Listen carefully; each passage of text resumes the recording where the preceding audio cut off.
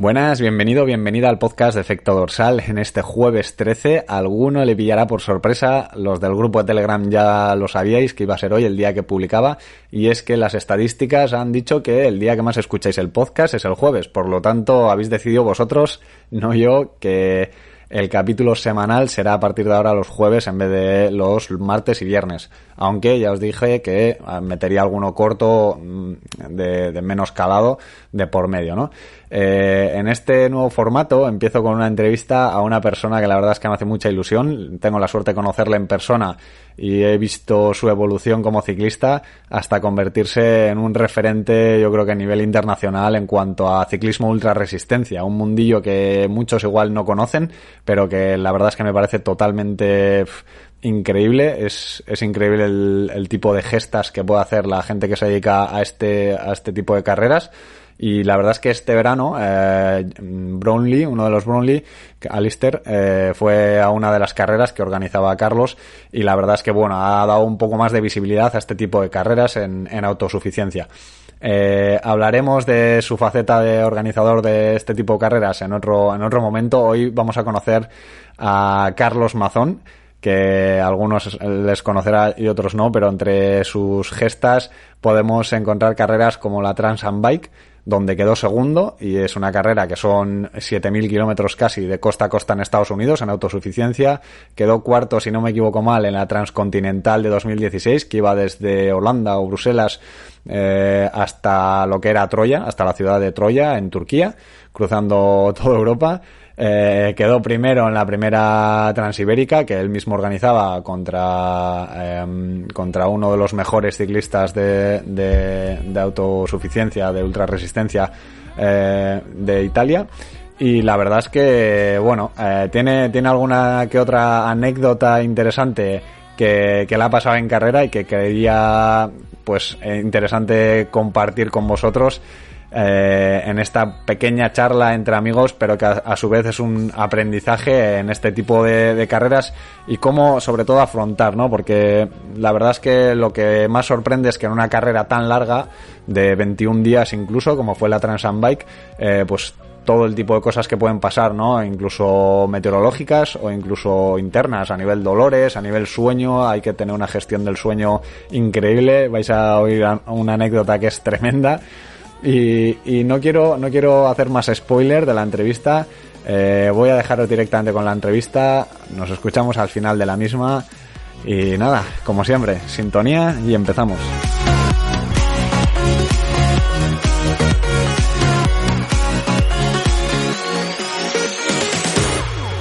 Bueno, Carlos, bienvenido al podcast, bienvenido al programa. Primera vez. La verdad es que es la primera entrevista así que voy a hacer en el formato nuevo del podcast, y me hace ilusión que seas tú, que son años ya de amistad, y la primera pregunta va a ser, yo creo que la más difícil, que es ¿quién es Carlos Mazón?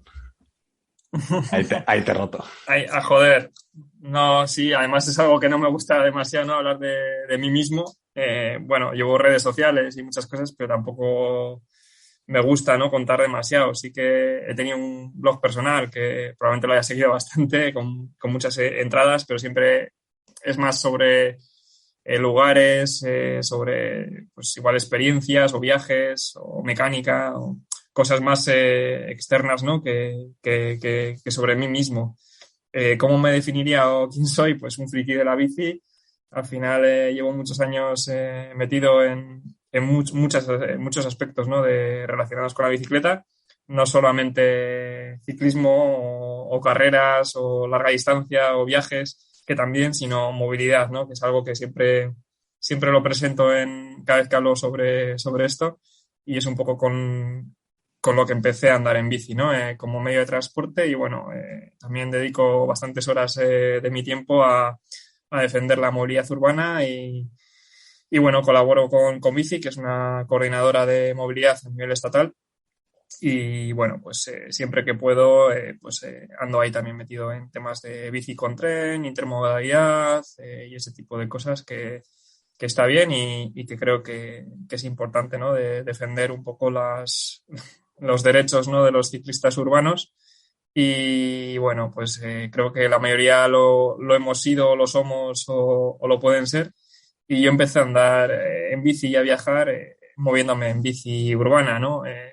Yo empecé a explorar un poco mi entorno porque tenía esa inquietud de viajar y lo hice siempre con la base de movilidad urbana o como medio de transporte, ¿no? Yo nunca he visto la bicicleta como un fin, sino como un medio, ¿no? Nunca he pensado, o bueno, para mí ha sido una finalidad la bicicleta. De hecho, pues sigo teniendo una bicicleta bastante cochambre, que la gente me dice que como no cambio y tal, es que al final me da un poco igual, ¿no? Es un medio que me sirve para lo que hago y me parece que es suficiente, ¿no? Al final me permite hacer lo que hago, me resulta cómoda y ya está, ¿no? Y bueno, pues un poco retomando lo que te comentaba, mi inquietud era eso, ¿no? Conocer el entorno y cada vez pues he ido ampliando el círculo y viendo pueblos más lejanos. Bueno, empecé con País Vasco, empecé en Zaragoza,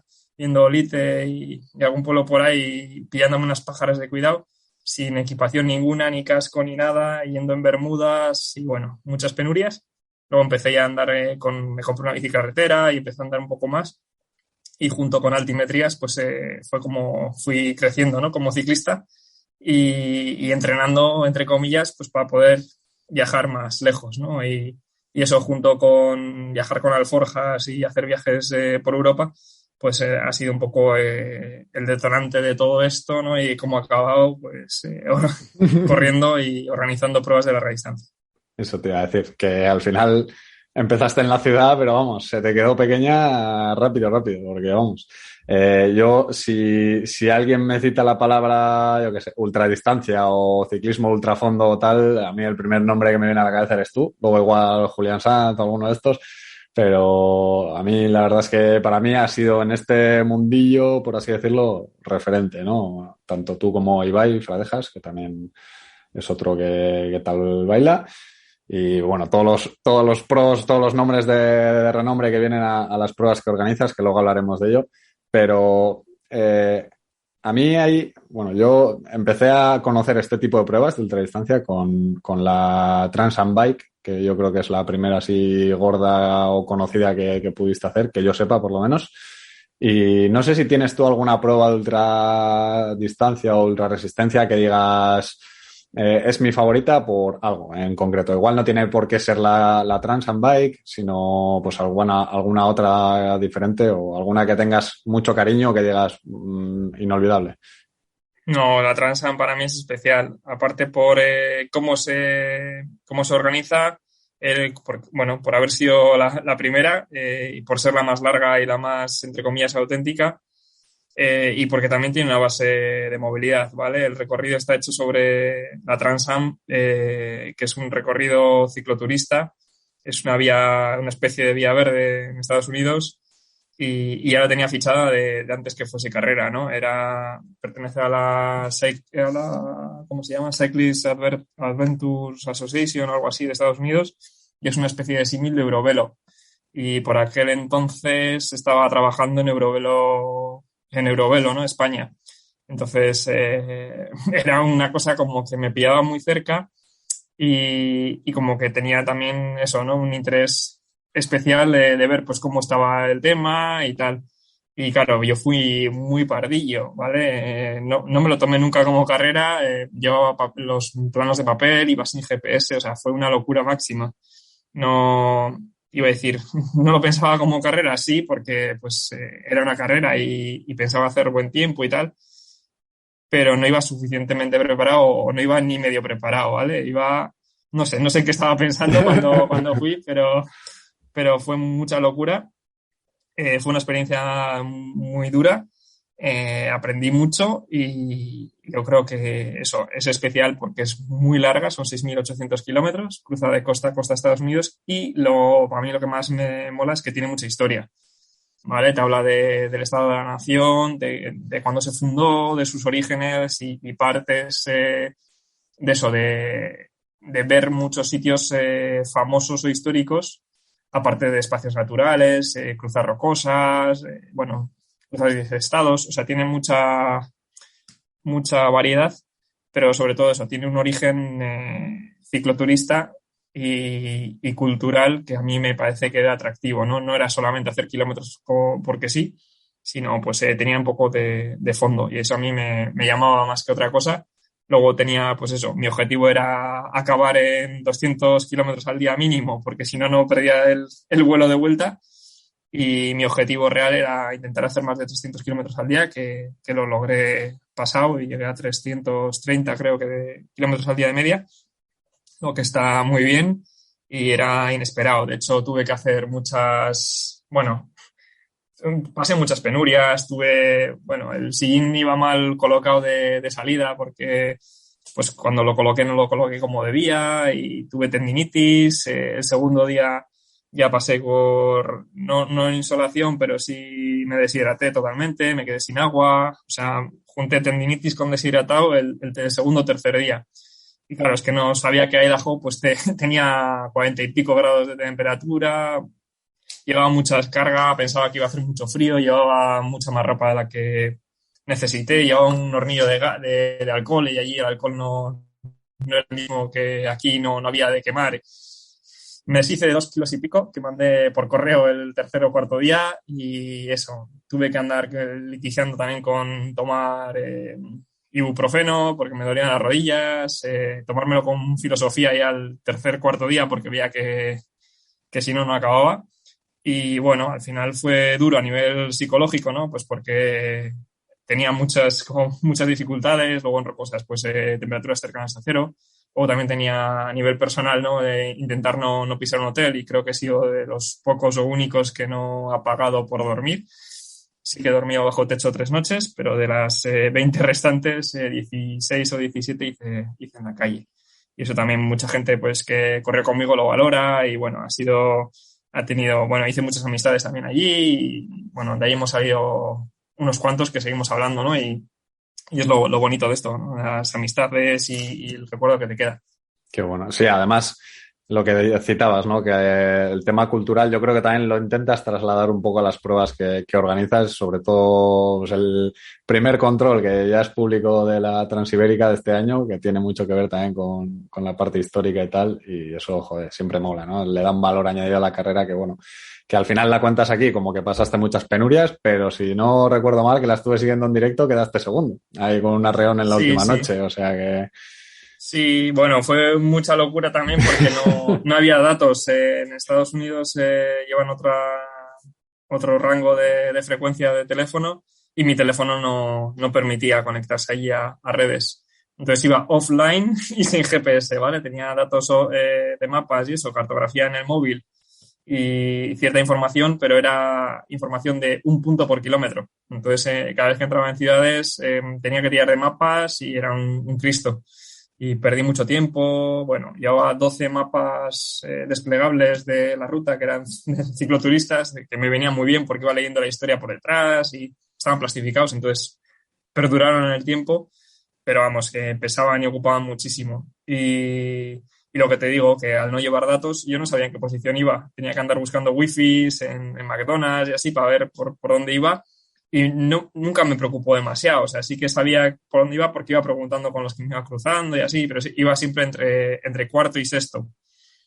Y fue con Adriano Sullivan cuando me junté a 3 días de acabar, 900 y pico kilómetros, y es cuando me animó un poco a la estrategia, ¿no? Adriano Sullivan iba con el pie cambiado, él modificó su estrategia para rodar de noche y dormir de día, entonces parecía que iba como muy adelantado, pero claro, tenía un día de descanso de déficit y claro, iba súper castigado. Cuando me lo encontré estaba muerto y me dijo, en plan bueno, íbamos rayados porque iban dos en pareja y nuestro reto era acabar delante suyo, ¿no? Entonces íbamos ahí, hicimos buena amistad un poco, entre otras cosas, por eso. Y ya te digo que él fue un poco el que me animó a empujar y a pensar en la estrategia, ¿no? De luchar la posición, porque hasta entonces pues iba bastante a mi aire, ¿no? Así que pues me encontraba con gente y siempre te animaba a seguir y así, pero nunca tenía ese pique real hasta que, pues, eso, esa mañana con Adrian Sullivan, que además tenemos fotos de coña hechas de durmiendo, tal, no sé qué, que desayunamos juntos y fue la última vez que coincidimos, bueno, esta meta, y eso, pues fue un poco lo bonito, ¿no? cómo después de 16 o 17 días te planteas, ¿no? Una estrategia y lo chulo que fue, bueno, fue vía teléfono, ¿no? Que me avisaban un poco por dónde iba y yo publiqué dónde iba porque iba ciego los últimos días, también me quedé sin el tracker de posición, entonces mi spot se paró en ese tiempo, a 2 días de acabar, y yo notifiqué al que organizaba y tal. Bueno, fue un lío logístico de la hostia, pero yo más o menos sabía que iba la última noche les adelanté y llevaba muy poca ventaja, como 30 o 40 kilómetros y era mucha tensión. O sea, estuvimos los últimos 300 kilómetros, me acuerdo, con esa diferencia, ¿no? De 30 kilómetros y jugando con eso, ¿no? Yo tenía un poco más de ventaja, pero les hice creer que estaba más cerca o la posición cuando la publicaron era un poco más tarde. Bueno, fue un sprint total y muy bonito. Yo iba pensando, digo, como pinche, mal.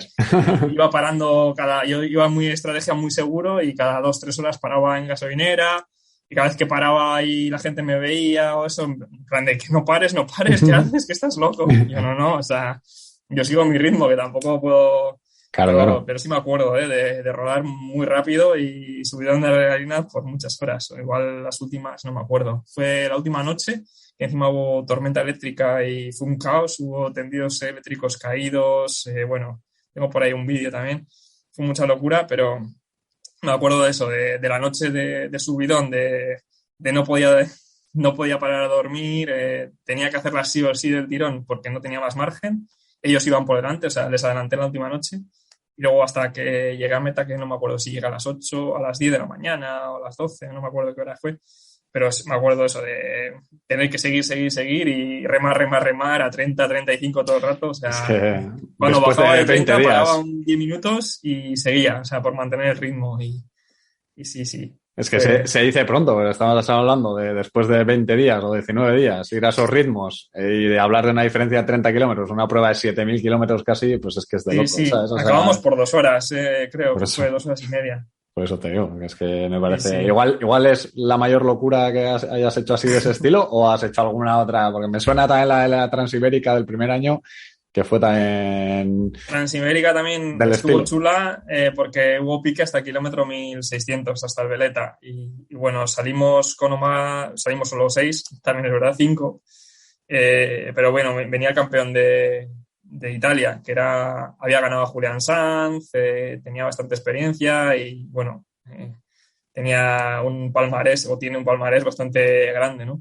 Y coincidimos con él y él empezó bastante fuerte. Me llevaba media hora en Andorra, en el kilómetro 500. Yo también iba un poco más atento de la organización y un poco preocupado de más cosas, ¿no? No iba solamente pensando en la carrera, pero sí que esa noche él siguió, como yo pensaba también seguir, pero hubo tormentas y no me la quise jugar a subir Cabús, que era el primer punto de control ya de tierra, y él me sacó la noche, ¿no? 5 o 6 horas de ventaja. Yo pensé, bueno, pues para dormir esta y la siguiente no. Al final son muchos días, la estrategia no es determinante y me costó el modificar, ¿no? El pensar en la estrategia o en reestructurarme los días y yo pensé, ¿no? Me fijé el siguiente objetivo, que era el Veleta, a 3 días vista, ¿no? Y pensando, digo, wow, en 3 días le puedo recuperar estas 5 horas. Y así fue, ¿no? En plan a base de ir cortando horas de sueño y calculando la estrategia, ¿no? Mi idea era llegar a Veleta, eran 1.200 kilómetros, pues delante de él. Y al final conseguí llegar 1 hora y media o algo así antes que a la cima de Veleta, que no es mucho, pero reconforta. Y luego ya cuando coroné además, iba ya pensando en el día siguiente, ¿no? Pues ya me preparé en el hotel, como llegué ya tarde a las 7 y pico, me preparé bocata para cenar, otro bocata para el día siguiente, o sea, ya iba pensando en el día siguiente, luego coincidimos y desayunábamos juntos, que fue muy, muy, muy chulo, y claro, él quería, ¿no? Desayunar juntos y rodar juntos ya para el día siguiente, en plan de, pues tener un momento de impasse, pero claro, iba pensando, sí, salimos juntos, pero yo en Granada no paro y hasta Córdoba a remar, y estuvimos ahí 2 o 3 horas a relevos sin coger rueda, pero a base de hachazos. Muy guapo, porque cada vez que le dejaba pasar, en las subidas ya sí, él apretaba un poco más y aprovechaba para comer y beber. Y me acuerdo que eso, cuando era un poco más llano descenso, y yo en los acoples que no llevaba y la apretaba. Y iba pensando, estoy aquí haciendo el gilipollas, pero digo, le voy a reventar. Porque era muy guapo, en plan de aquí o Alguien morimos muere. matando. Eso es. Sí, sí, estuvimos ahí como 100 y pico kilómetros a una especie Sí, de sí. relevos muy, muy chulo, con mucha adrenalina. O sea, Y mediros. bueno, luego hizo mucho calor, en Córdoba el petó total. Y yo para comer también, que estaba ya desfondado, ¿no? O sea, estábamos alargando la parada. Bueno, fue mucha locura. Él iba sin comida y yo pensando, él va sin comida, le estoy aquí haciendo daño porque no está parando por seguirme la estela y yo voy con comida, ¿no? Y siempre llevo mucha comida en la bici y estuvo muy, muy chulo. Y luego, bueno, fue una petada máxima de él que casi iba a abandonar. Yo rodé toda la noche, le metí casi 300 kilómetros en esa noche porque iba encendidísimo.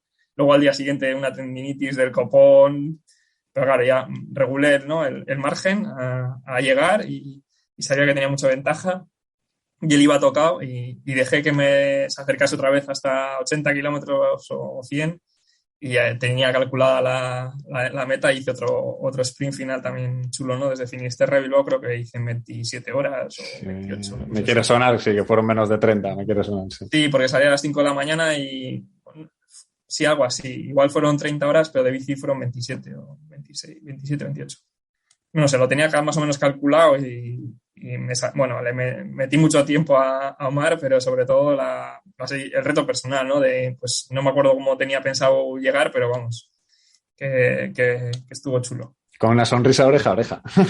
Sí, sí, ya me dijo mi padre también cuando llegué a la meta, dice que estaba como borracho. Dice, es que no, hablabas como despacio. Digo, pues, ¿cómo hablar? Después de 9 30 días horas de aquí tirón, bueno, sí. durmiendo cuatro. Que te iba a hacer una pregunta antes que lo has comentado de pasada, pero bueno, ¿cuál de estas tres cosas dirías, o igual alguna otra, que es el igual mayor determinante en una carrera de este estilo, ¿no? Que estamos hablando de día tras día tras día, si yo qué sé, el factor psicológico, si es más un tema de alimentación, si es más un tema de gestión del sueño, yo creo que esos tres pueden ser los más importantes quizá, pero no sé si tú lo ves diferente cuando estás ahí metido o el cuerpo Sí, lo aguanta sí. todo. Está curioso que no has dicho capacidad física, ¿eh? En ningún momento. Sí, sí, es que Está bueno. es algo que Ya me ha lo obvias, sorprendido, ¿eh? Me ha sorprendido a mí en mis propias carnes, porque yo no pensaba tampoco hacer ni lo distancias así tan mencionas. largas y creo que a nada que estés un poco habituado, quiero decir, lo gestionas, se gestiona al final. O sea, yo no había hecho tiradas de más de 120 kilómetros y he llegado a hacer 240 o 200 y pico y realmente si vas en una zona que puedes mantener, realmente no llega a ser el problema. Yo creo que hay otros problemas No, por no es el ahí problema. intrínsecos. Sí.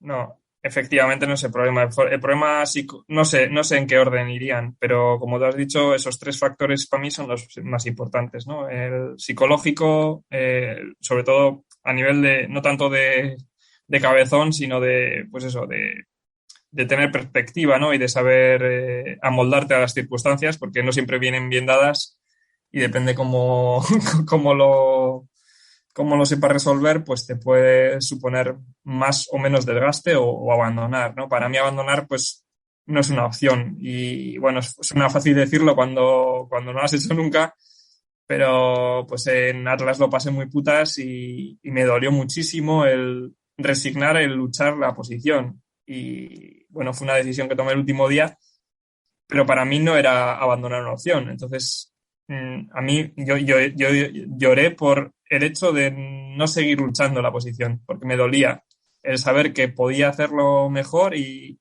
el decir, es que es mi salud, no llego, me duermo, no puedo hacer más de lo que estoy haciendo. Y la impotencia, ¿no? De que te adelanten y saber que los estás, entre comillas, dejando. Pero vamos, que me daba igual. Y de hecho, pues tuve penalización porque en los últimos 7 kilómetros me pasé por el forro el recorrido que iba por unas dunas y estaba ya hasta la polla. Se me hacía de noche. O sea, me daba igual. Dije, mira, si me van a penalizar por 2 kilómetros, me da igual. Me da igual llegar quinto que séptimo. Y yo quería llegar. Entonces, pero bueno, no era más frustración que otra cosa. Pero para mí abandonar, no sé. Yo creo que iba a decir no es una opción. Tiene que ser algo muy, muy grave, ¿no? No, o sea, ante todo está la experiencia y acabar es parte de ella. Entonces, no creo que, o sea, no sé, no se me ocurre, pero y yo procuro no tenerlo en cuenta como opción porque al final no creo que sea bueno, ¿no? Entonces siempre hay eso, o opciones o alternativas, ¿no? Entonces se te pueden pasar muchas cosas, caídas, averías mecánicas, pero siempre hay solución. Entonces no creo que eso, pues como me pasó en Andorra, por ejemplo, en el primer año de Transibérica que hemos comentado, pues de repente unas tormentas, joder, una tarde muy chunga y se te hace de noche, pues oye, si no se puede pasar cabús, o si se puede, pero vamos, igual no conviene que se te haga de noche en una pista de tierra con barro, pues el tener un poco sangre fría, ¿no? Y decir, pues bueno, pues a pensar en otra cosa, o pues he tenido caídas también en carrera, varias caídas, me he quedado dormido también en la bici, que eso también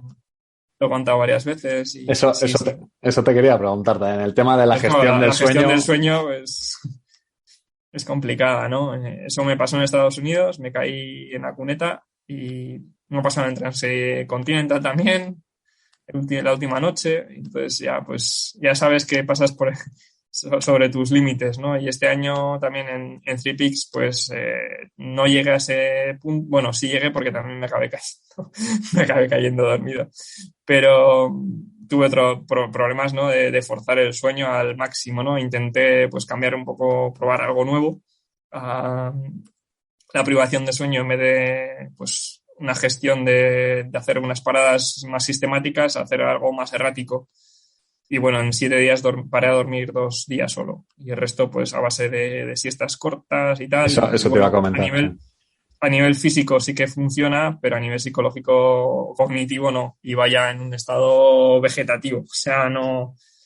De perder el GPS, de dar vueltas, de perder conciencia, de estar despierto y sonámbulo a la vez. O sea, unas cosas muy turbias que intentaré evitar en la próxima porque no creo que sea eficiente. Al final tampoco los números no son buenos. O sea, vas en un estado muy light que igual la gente, iba a decir de rango medio alto, que luchan por posición top 10, puede funcionar, pero no creo que sea ni rentable. O sea, si vas a disputar, yo creo que es mejor parar, tener un sistema, el que sea, pero no salirte ni hacer historias porque al final probar cosas malo. Y bueno, este año como iba así un poco, tampoco con mucha presión, iba sin entrenamiento ninguno prácticamente porque fue un año muy malo y tampoco tenía mucha presión, entre comillas, pues decidí un poco a probar suerte y explorar cosas nuevas y bueno, pues me funcionó relativamente bien, pero no creo que sea la mejor opción. Sí, bueno, a ver, yo entiendo que al final es muy personal. Por ejemplo, tú hablabas más de privarte, ¿no? Del sueño, de hacer tiradas muy largas igual sin dormir, de pues eso, ¿no? Como hemos hablado, de 30 horas o del tiempo que sea. Y por ejemplo, Ulrich, yo creo que es más del otro modelo, ¿no? De microsiestas, de 20-30 minutos y no tener un sueño puramente dicho, de pillar un día y dormir 2 horas, que al final, pues bueno, lo que tú dices, que igual, hombre, andas más que estar parado, pero no sé hasta qué punto. Sí, es eficiente al final. Eso, pues sobre todo las mujeres suelen parar menos, suelen ser mucho más eficientes, tienen un ritmo un poco más lento, pero son más eficientes. O tienen más resistencia, que también.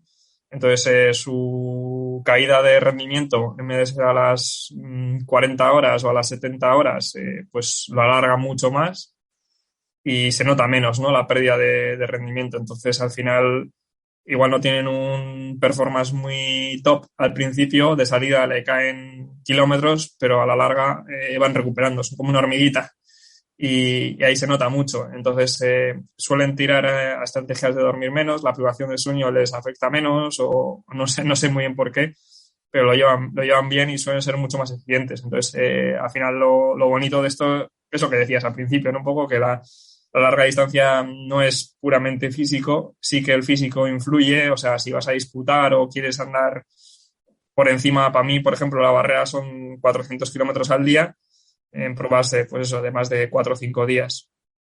Entonces, si quieres andar por ahí, pues ya igual sí, pero para hacer lo que tú decías, 200 kilómetros al día, no hace falta tener un físico nada ni prácticamente entrenamiento. O sea, que la gente cuando lo digo parece que estoy de coña y no estoy tan de coña. O sea, al final, hombre, evidentemente necesitas un mínimo, pero al final es cabezón y 200 kilómetros a 20 por hora son 10 horas, que 10 horas al día se pueden hacer. O sea, y 20 kilómetros por hora no es una locura. O sea, es dedicarle, echarle horas. Entonces es más por cabezón y por resistencia, sí, pero bueno, es bastante light. El problema es cuando esas 20 horas, o sea, en vez de eso de ser 10 horas, son 20 horas y en vez de 20 es una 30. Eso es. Y ¿No? día tras día tras día. Claro, el Ulrich es que te meten, por ejemplo, eso, anda cerca de los 500 kilómetros al día de media. Y claro, es un rendimiento que no lo mantiene el primer día, lo mantiene hasta el cuarto, quinto. Este año en Transibérica, en el quinto día, llevaba 485 kilómetros de media. Y 5 días y con tramos de tierra y con muchas historias. Y entonces, al final petando el cambio por ahí. 400. Claro, luego acabó con una media de 430 o 440, pero ya pues porque son 10 días y porque paró 20 horas. Pero es que, ya te digo que es un animal. O sea, para mí eso, el target son 400 kilómetros al día, que en 3 Peaks intenté y bueno, pues me salió mal y cuando vi que la cosa estaba ya chunga, desistí de mi hazaña. Y bueno, pensé que, pues eso, defender el tercer puesto estaba de puta madre y asegurar y a llegar, ¿no? Al final, pues eso, no fue un abandono ni fue nada así muy, muy triste.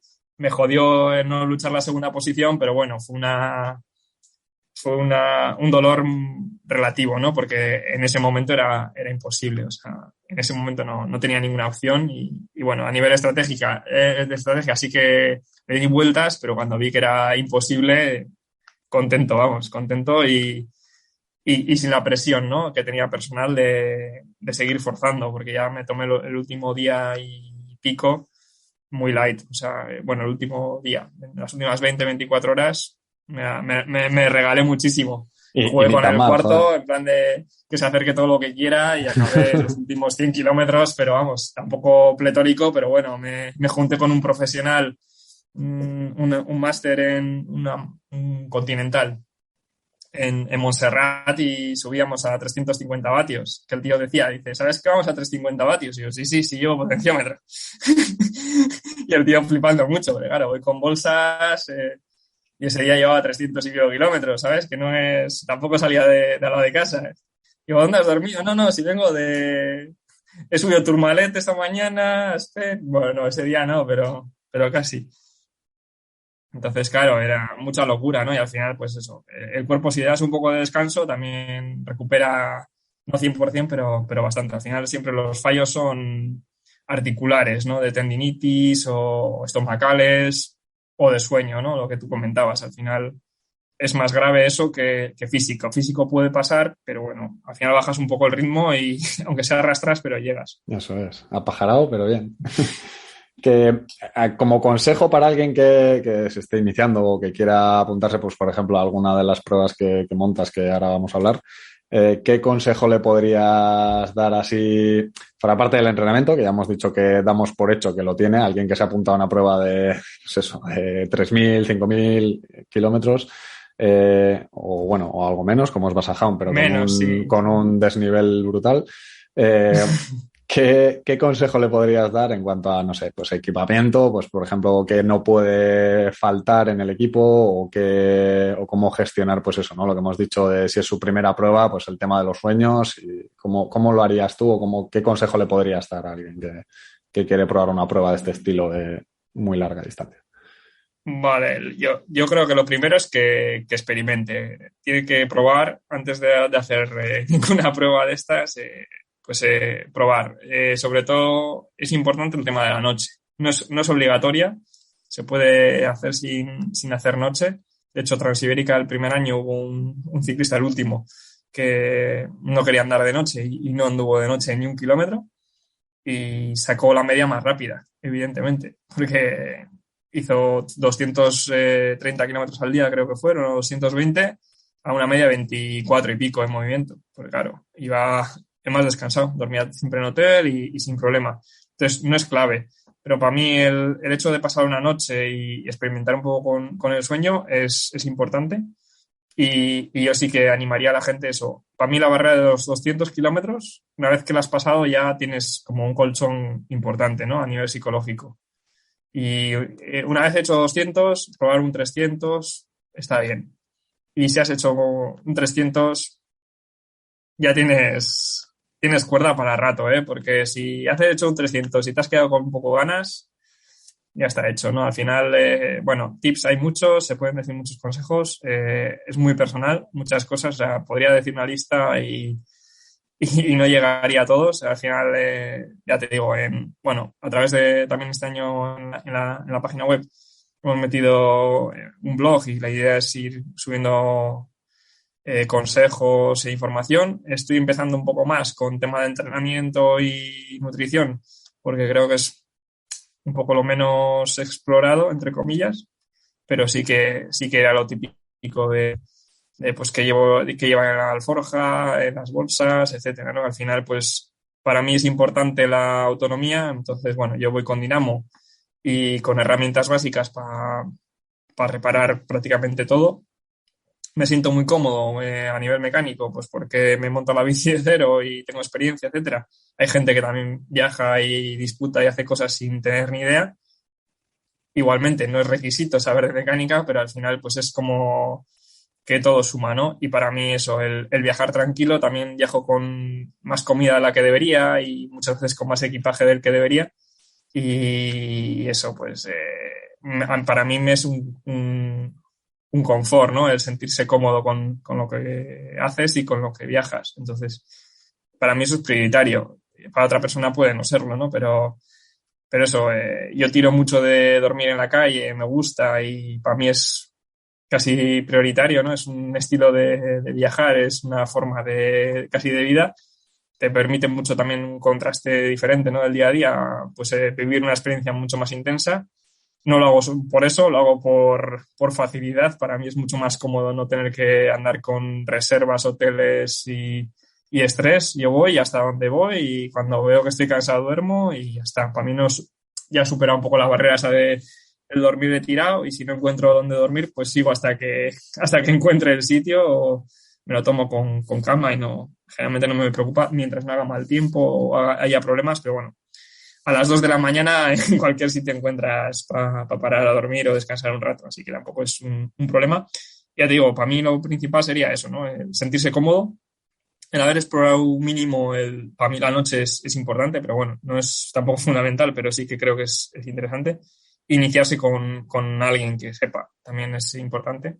Si tu primera experiencia de un 300 es en grupo o tu primera noche del tirón es con alguien, pues también mejor, ¿no? Claro, Si lo haces solo, pues... el tema es encontrar un grupo que te aguante 300 kilómetros, que no te Pero llamen bueno, para eso colgado. están las breves y Sí, hay, sí, sí. hay, hay grupos, hay salidas siempre y yo me inicié también así, ¿no? Pues con amigos que te van metiendo en esto y al final pues ayuda porque coges experiencia, aprendes pues a mejorar, ¿no? La eficiencia de las paradas, a pensar pues cada vez que paras en no perder tiempo, ¿no? Intentar ser eficiente, sobre todo limar esas cosas, ¿no? El pensar antes de parar qué necesitas, intentar visualizar un poco lo que necesitas, no ir a un supermercado, yo qué sé, haces una parada y te pones allá, no sé, te sientas en la barra del bar, no, al final sabes que si quieres ir prisa, pues tienes que ir a la barra y llevas a la barra y vas con los bidones pensando en que vas a llenar el bidón de agua, etcétera, ¿no? Pues ese tipo de cosas que igual de primeras no, vas ahí y llegas reventado y son detalles que al final pues vas puliendo y son importantes, ¿no? Que tampoco, ya te digo, que son a nivel de competición o de eficiencia, pero vamos, ese tipo de cosas a mí me parece que son más importantes o curiosas más que otro tipo de sueño, de cosas. Y respecto al sueño, lo mismo, ¿no? Yo también en su día probé a dormir poco, a estar probando semanas y estuve un mes probando, pues a ver si con 4 horas de sueño subsistía y pues se puede, ¿no? Entrenar. Gente que trabaja turnos también le ayuda mucho y lleva muy bien la noche, entonces eso ya tiene un entrenamiento de base, hay para todo. Y tema de alimentación, pues es complicado. Al final, yo casi no tiro de geles ni de historias varias, entonces el comer normal te ayuda. Y comer mal, pues también. Entonces, Claro, no me cuido demasiado y Me luego pues consuela.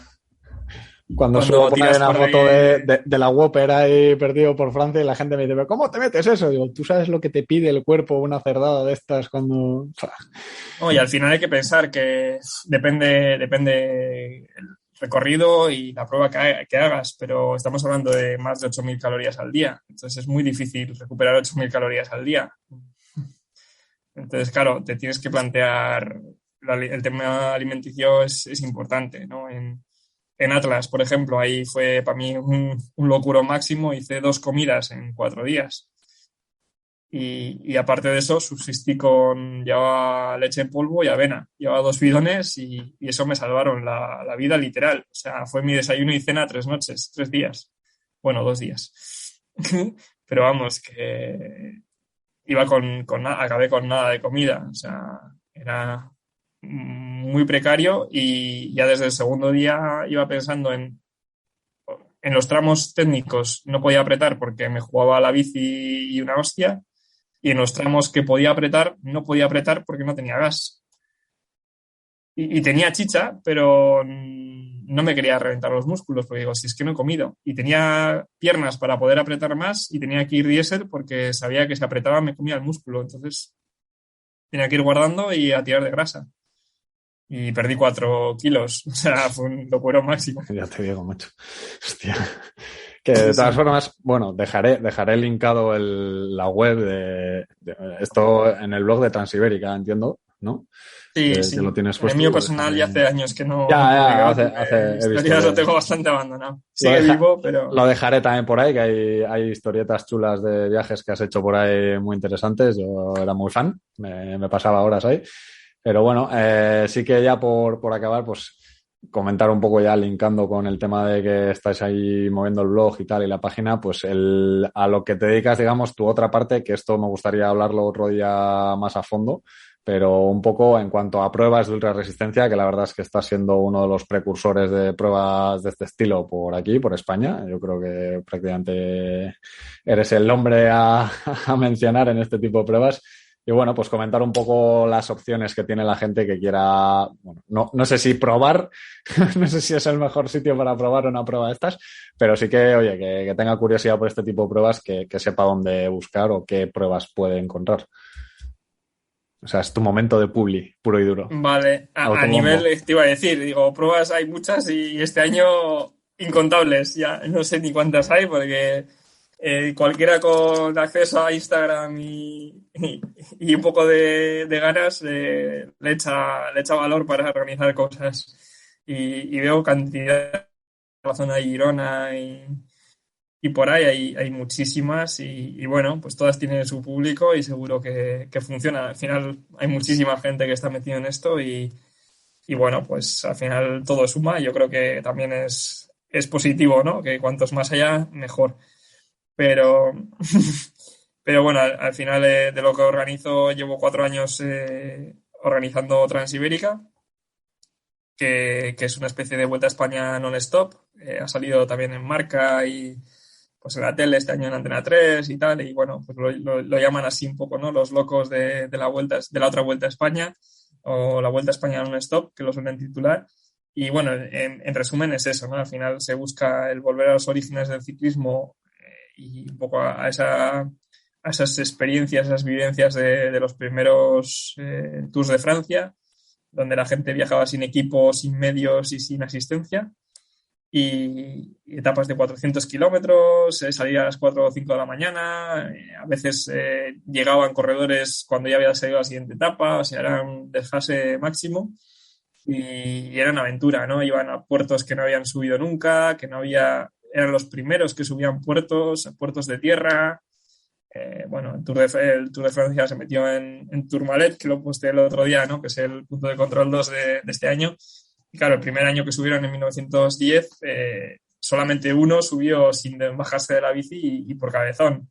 Claro, no tenían ni desarrollos adecuados ni nada. De hecho, ni habían pasado coches hasta entonces, porque eran carreteras muy malas. Entonces, era otro mundo y era épico, ¿no? Y un poco volviendo a lo que organizo, pues Transibérica es un poco la alma mater del proyecto y un poco la referencia para mí, que es un poco a lo que aspiro a que se llegue, ¿no? Por decir algo, o la carrera que a mí me gusta. Ha sufrido diferentes modificaciones, ¿no? A nivel de recorrido y de puntos de control. Al final, pues influye en la navegación. Siempre trato de que sean 3.000 o 3.200 kilómetros, etcétera, etcétera. Y bueno, esa es la más grande, ¿no? Y como era muy difícil de cubrir o obliga, ¿no? Pues a tener 10, 15 días, mucha preparación, etcétera, pues surgió Transpirenes, que es una transpirenaica más o menos al uso. Hay muchas, cada año modifico el recorrido, es un recorrido dado, o sea, es solamente seguir el track y lo que siempre digo, ¿no? Al final son 1.000 kilómetros, pero la mitad son en bajada, entonces no está tan mal, que tienes muchos descansos. Y no, es un poco de coña, pero sí que es introductoria en cuanto a que a nivel psicológico es más sencilla de manejar, porque siempre hay entre 30 y 40 puertos, este año hay 33, entonces pues te llevas tu lista y tienes muchas metas parciales, ¿no? Cada vez que subes un puerto pues es una crucecita, un asterisquito que tachas y uno menos, ¿no? Y al final te puedes programar en pues hacer X puertos al día y vas descontando. Al final, si lo vas haciendo subdivisiones, pues te queda en que es fácil, ¿no? En que es realizable, no es algo imposible, no es el siguiente punto de control está a 1.000 kilómetros y hace viento de cara y no va a llegar nunca. Aquí no, aquí pues son 20 kilómetros y el siguiente puerto es Tourmalet, pues me la gozo. O sea, no, tampoco es así de fácil, pero bueno, tampoco son puertos imposibles de dureza ni nada, ¿no? Y bueno, con un mínimo de entrenamiento y si no, pues por cuando llegues a Donosti ya estás a tope de forma y se hacen fácil. Entonces esa sería la segunda prueba y ya desde hace 2 años hemos empezado con gravel y este año lanzamos otra prueba gravel de Basajaun, que también pues toca País Vasco. Las 3 pruebas son en País Vasco, una sale y acaba en Bilbao, la otra acaba en Donosti y esta de Basajaun empieza y acaba en Vitoria. Probablemente el año que viene cambie la salida y sea en Pamplona, tengo que mirar un poco también la logística, etcétera. Pero bueno, tenía en mente hacer más cosas que este año pues no serán. El recorrido son 760 kilómetros y 16.000 metros, es bastante duro. Es Por todo tipo de gravel o terrenos mountain también. bike. Sí. Claro, es gravel o mountain bike. El problema es que, claro, hay un tramo que es más mountain bike que gravel. Y bueno, ahí está un poco la gracia, ¿no? Al final también hay un 40% que son carreteras. Entonces, igual, aunque la gente lo ve como escéptica el tema de gravel, no es tanto, ¿no? Y al final digo que con una gravel, claro, no puedes ir con una gravel de 28, que como fueron unos colegas que, bueno, tú conoces, Iñaki y a José, que fueron a Badlands con 28 y 32 de cubierta, pues evidentemente se puede, pero no es lo mejor, ¿no? Pues si puedes ir con 42 o 45, pues mejor. Y ya te digo que o mountain bike rígida, que no, aquí no se hace feo a nadie, y al final es lo de siempre, ¿no? La pregunta del siglo siempre, pues, ¿qué es mejor? Pues lo que te sientas cómodo, lo que tengas y con lo que vas a disfrutar. Si tu objetivo es acabar en 3 días o en 2 días y medio, pues igual mejor en una gravel o una bici rígida muy ligera. Si tú quieres acabar en 6 días, que es el plazo máximo, bueno, 5 días y medio, y te da un poco igual, pues echarle tienda de campaña, lo que quieras, camping gas y cubiertas y doble suspensión. O sea, si tu objetivo es hacer 120 al día, a todo lo que te dé. O sea, tampoco te cebes, pero sin problema. Entonces yo creo que es un espectro suficientemente amplio como Transpirenes, ¿no? También son 1.000 kilómetros y se dan 5 días y medio. Si haces la división son 175, creo, al día. Y dices, hostia, pues 175 y 5.000 o 6.000 de desniveles, una burrada.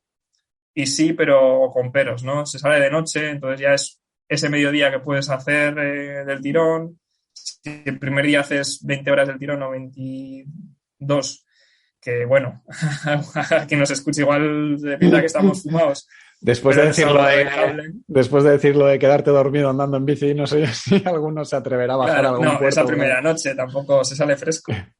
Pues se puede hacer y claro, si haces eso ya muy lento que vayas, te has hecho 350. Entonces ya te quedan 5 días, 4 días y pico limpios y bueno, son 5 días en verdad y 700 kilómetros. La media disminuye muchísimo, ¿no? O sea, al final haces 120 o 110 al día. O sea, es una cosa que es más fácil de hacer. Claro, siempre con asteriscos, ¿no? Pues en algún sitio tienes que rascar, ¿no? O alguna noche picas de andar algo de noche o tienes que andar fuerte porque no te da las horas de luz. Algo tienes que hacer, porque si no, no sería ultra. Pero bueno, ahí está la gracia un poco. Ya te digo que hay muchas opciones y yo creo que es abanico y es suficientemente motivador como para que la gente pues se pueda animar. Mm. Sí, yo personalmente, o sea, este año porque tengo otros objetivos por otros lados, pero vamos, tengo claro que muy posiblemente 2023 acabe cayendo en alguna de las tres, todavía no lo tengo muy claro porque cada cual tiene su cosita, pero la verdad es que es un mundo que me llama, he descubierto hace relativamente poco y es la hostia, o sea, sinceramente si ya un triatlón, una cosa de estas te puede ayudar a conocerte, ¿no? Una ultra de monte, de trail, te puede ayudar a conocerte, yo creo que este tipo de pruebas ya es el monstruo final, o sea, es lo que tú dices, están todos los factores, el dolores que tienes que vivir con ellos, ambiente atmosférico que no lo controlas, el sueño, comida, la verdad es que es la hostia. Sí, es un mundo completamente nuevo, es un abanico diferente y a mí yo creo que es lo bueno que tiene es eso, ¿no? Que te ayuda a conocerte mucho a ti mismo, o sea, tienes que saber y estar preparado a nivel psicológico a que vas a pasar por todos los estados de ánimos posibles y eso ya se sabe. A partir de 200 o 300 kilómetros, esto ya es un hecho, ¿vale? Siempre pasa. O sea, no es una cosa o sea, en mayor o menor medida, pero siempre va a haber un momento que pues tengas bajón de azúcar o tengas viento en contra o te llueva o pases frío. Eso siempre va a pasar. Entonces, claro, el conocerte a ti mismo y conocer que eso va a pasar, pues te ayuda a afrontar las adversidades mejor, ¿no? Y al final, pues no ser tan negativo y pues empezar a darle vueltas, a plantearte y pues ser un poco estoico, ¿no? Decir, no, si es que igual voy de mala hostia porque no he comido en 2 horas y tal, o tengo que hacer una parada, igual a veces también, esto lo dijo Perico en alguna vuelta, ¿no? Mear a veces ayuda a eliminar toxinas y mejoras la percepción, ¿no? De que vas con mal cuerpo, tal, y igual no te das cuenta de que necesitas mear. Y a veces que tengo ganas y voy con un poco de mal cuerpo, digo, vamos a mear, que la meadita me ayuda. Saca lo malo, Y claro, aunque es psicológico, o sea, no sé cuánto de de físico tiene, fisiológico.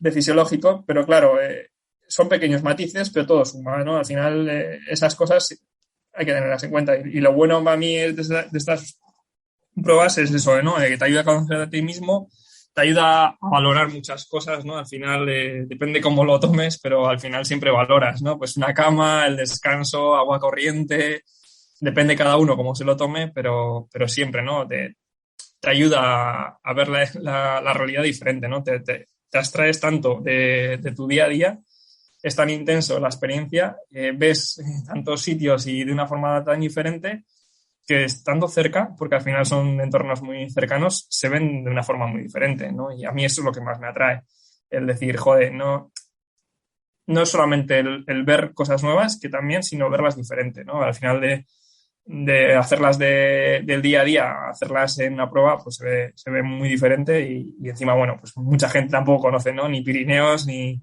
muchos entornos de aquí cerca, también es una cosa un poco triste, pero bueno, ese es otro tema, ¿no?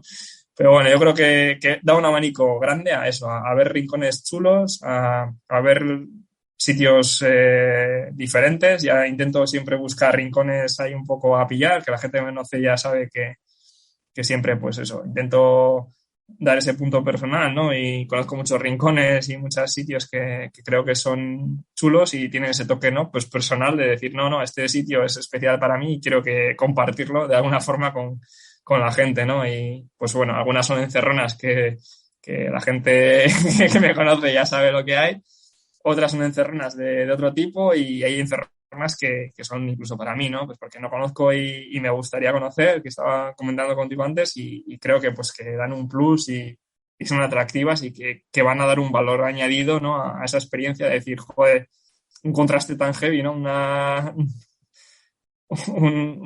Eso, algo tan imprevisto, tan fuera de lo común que creo que es positivo, ¿no? Y al final, ya te digo que la experiencia es buena tanto a nivel personal como a nivel colectivo, ¿no? Al final conoces a gente, la experiencia de, pues eso, de averías, de compartir una noche en un hotel con alguien o rodar unos kilómetros.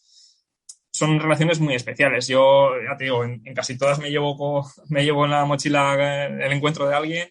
En este Three Peaks, por ejemplo, también conocí a un chico en Girona, bueno, en Girona, en Huesca, no sé, por la frontera, y rodé con él 10 kilómetros y, joder, de un contacto así esporádico, pues ha quedado una relación de día a día. Empezamos a hablar por Instagram, empezó a seguir, no sabía ni lo que era y pues ya está pensando en el año que viene, pues venir con su novia a Transpirenes, ¿no? Pues, y está el tío todo loco de cómo, pues le he descubierto una realidad que no conocía, un mundo que le cautiva y eso, pues al final son experiencias e historias que, pues esa hora y pico que rodé con él, que en una conversación de cualquier día de grupeta, pues puede pasar desapercibida, pues como la llevas más intensa y es tan extraordinaria, pues marca más, ¿no? Y pues ese encuentro que fortuito, que pues de normal pues igual pasa desapercibido, ahí queda más reflejado y al final pues mola, ¿no?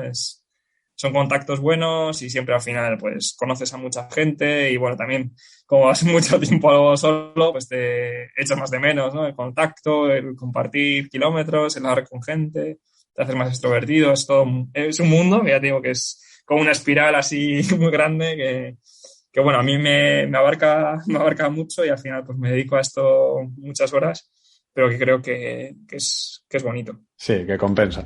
Yo creo que también le va a pasar a mucha gente que escuche la entrevista de hoy, pues al final va a abrir las puertas a mucha gente a conocer este mundo y lo que decía, dejaré también el enlace de la página y de las redes sociales, sobre todo en Instagram, que la verdad es que merece la pena, pues eso, el ver todos los puntos de control, las fotos de las pruebas, el ver cómo llega la gente a los pueblos, etcétera, que la verdad es que es brutal. Y da una envidia ahí, no sé si sana o insana, pero lo dejaremos ahí. Para que también la gente repite, ¿eh? Y la gente repite, así que... La dejaremos ahí linkado para que lo vea la gente y eso, le pique ahí un poco la mordidilla para que en la siguiente, ya te digo, si te quieres pasar por aquí, hablemos más de lo que es las pruebas en sí, de las características de cada una y demás. Y también por no alargar mucho el chicle, que al final aquí nos podemos tirar 3 días hablando tú y yo.